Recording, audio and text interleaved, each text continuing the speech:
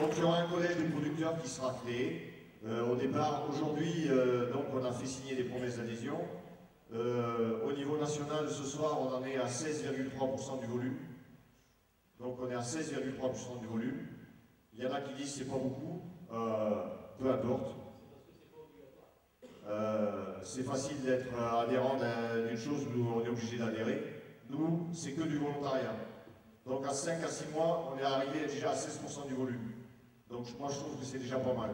Sachant qu'il y a des départements comme les vôtres où ça vient de commencer, ou du moins il n'y a pas longtemps que ça a commencé. Donc on a encore la possibilité de faire venir des gens. Et je vais vous expliquer tout à l'heure un petit peu au niveau du Fermilk. Et en remplissant tous les collèges, je peux vous garantir qu'il y a encore des gens qui vont venir. Donc voilà pour ce qui est du collège des producteurs. Donc après, il y aura un collège, bien sûr, des industriels et des transformateurs. Donc ça, c'est sûr que ça va être le collège le plus difficile à remplir, puisque vous le savez tous aujourd'hui, quels transformateurs, donc les plus gros transformateurs qui existent, Lactalis, Danone, Bongrain, ils n'ont aucun intérêt à venir dans l'office du lait. Pourquoi? Vous savez tous, ils ont les pleins pouvoirs aujourd'hui, c'est eux qui décident tout. Donc quel intérêt? Si moi je serais à leur place, je ferais pareil. On me dirait, viens, on va à l'office, là-bas il va falloir que tu discutes avec les gens, tu vas plus avoir les pleins pouvoirs, je dirais, attends, tu te fous de ma gueule, moi j'y vais pas dans ton truc. Aujourd'hui je suis pénard, c'est moi qui décide tout, j'ai aucun intérêt à y aller. Donc il va falloir les forcer à venir. Il y a par contre déjà des petits industriels qui sont prêts à venir, dans l'office et qui sont prêts aussi à développer avec nous le Fermilk. Donc il ne faut pas avoir d'a priori, il faut aller voir tous les industriels, leur proposer, leur parler de notre projet.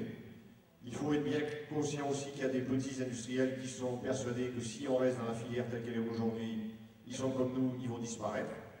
Donc ils veulent absolument que les choses changent.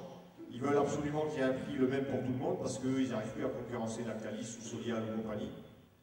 Donc ça va se remplir, mais il ne faut pas dire qu'aujourd'hui Lactalis ou Bongrain va venir se jeter dans l'office du lait comme ça. Il n'a aucun intérêt à venir. Donc c'est à nous battre pour faire changer les choses et à le forcer à venir avec nous ou à le convaincre de venir avec nous. Après, donc, il y aura bien sûr les coopératives. Là, c'est pareil. Vous savez tous que les coopératives, c'est eux qui ont mis en place au départ et les premiers qui ont pensé à la contractualisation. Chargé, il travaille dessus, Dominique Chargé, depuis 2003. Depuis 2003, il travaille sur la contractualisation. Pour lui, c'est la seule solution de s'en sortir, donc c'est son droit. Nous, on n'est pas d'accord avec lui. Il prône le double quota. Nous, on ne veut pas en entendre parler. Et juste pour rebondir sur ce qui a été dit tout à l'heure, il y a quelqu'un qui disait de toute façon, nous on n'est pas d'accord avec l'intégration. Moi je voudrais juste lui rappeler que quand il y a eu les premières réunions sur la contractualisation, il y a eu des réunions Bretagne, Pays de Loire et un peu dans toute la France, communes où il y avait M. Brichard et M. Chargé qui faisaient des réunions communes.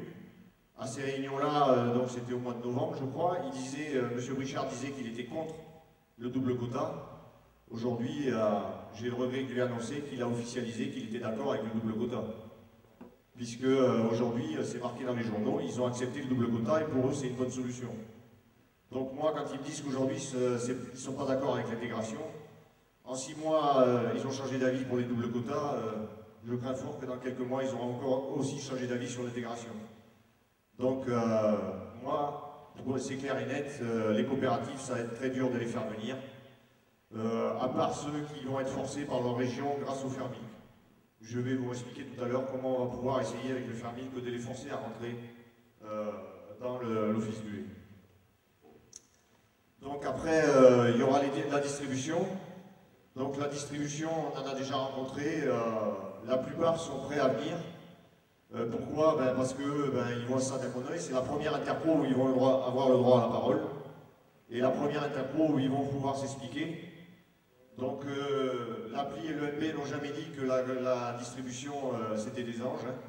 On est persuadé qu'ils prennent des marges et beaucoup de marges, mais on est persuadé que si on veut savoir réellement et si on veut les contrer, il faut les faire venir à l'interpro et les forcer à s'expliquer.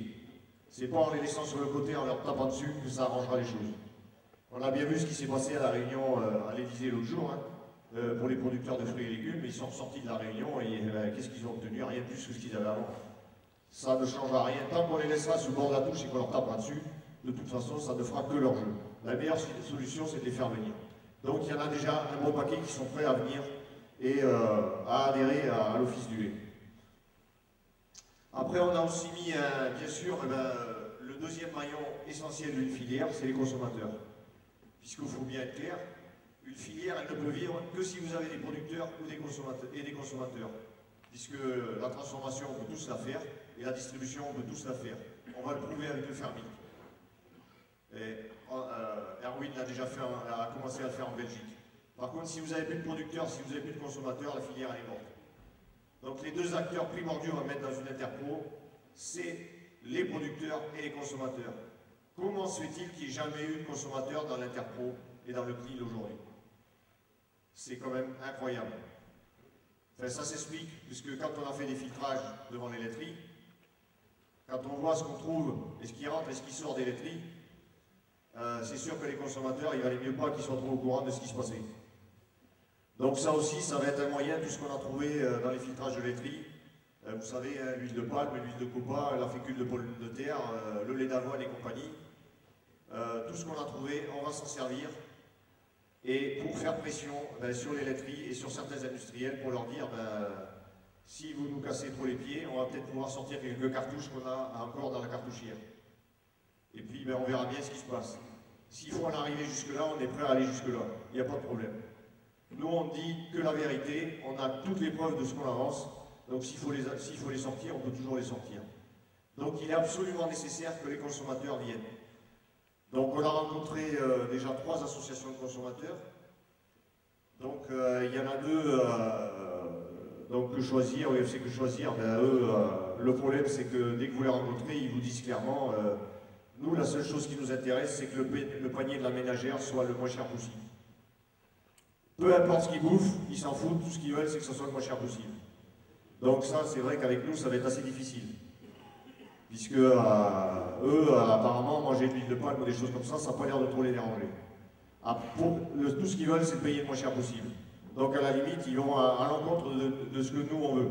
Puisque même si ça a été prouvé dans d'autres pays, c'est pas parce que le prix du lait est cher que le prix au consommateur est plus cher. Il faut quand même un prix minimum au départ pour que tout le monde arrive à gagner sa vie. Donc par contre, il y a une autre association, Indecosa, qui est tout à fait d'accord avec les valeurs qu'on défend. Et aujourd'hui, le travail qu'on a à faire tous, c'est d'aller chercher des consommateurs et on va mettre en place une espèce de promesse d'adhésion ou une pétition au niveau de l'appli et au niveau de l'office et la faire signer aux consommateurs comme quoi ils sont d'accord avec nos idées et qu'ils sont d'accord d'adhérer dans le collège de consommateurs pour faire du poids. Parce que si on arrive à récupérer un paquet de consommateurs avec nous dans l'office du lait, je peux vous garantir que ça va avoir un poids terrible. Et n'oubliez pas que quand on a fait la grève du lait, il y avait 90% des consommateurs qui étaient derrière nous. 90%.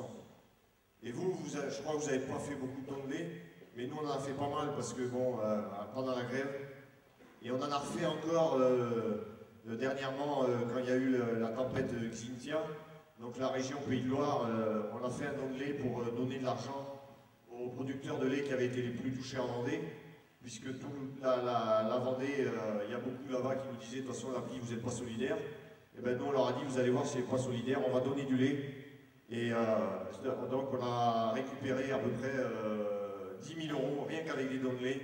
Et on a redistribué les 10 000 € à 8 producteurs de lait les plus touchés de la Vendée. Donc ça a fait en moyenne, donc vous divisez, ça leur a fait 1500, à peu près, on a donné à peu près 1500 € par producteur, mais c'était des gens qui n'avaient plus rien. Je peux vous dire, moi j'ai chialé quand j'y suis allé. Il y avait un mec, il avait tout perdu, plus de frais, tout perdu sur l'exploitation. Et il lui restait quelques chèvres parce qu'il avait l'eau, il avait du fumier qui était vachement épais. Et le fumier, il a servi de matelas, et les chèvres, elles sont montées avec le fumier sur la flotte. Et c'est ça qui les a sauvés. Il a tout perdu le reste. Et sa baraque, plus rien. Plus de fringues, rien. Et personne ne l'aidait. Personne. Il n'avait pas vu un péco. Le premier chèque qu'il a eu, c'est nous qui lui avons donné. Donc s'il a payé pas solidaire, je ne sais pas ce que ça veut dire.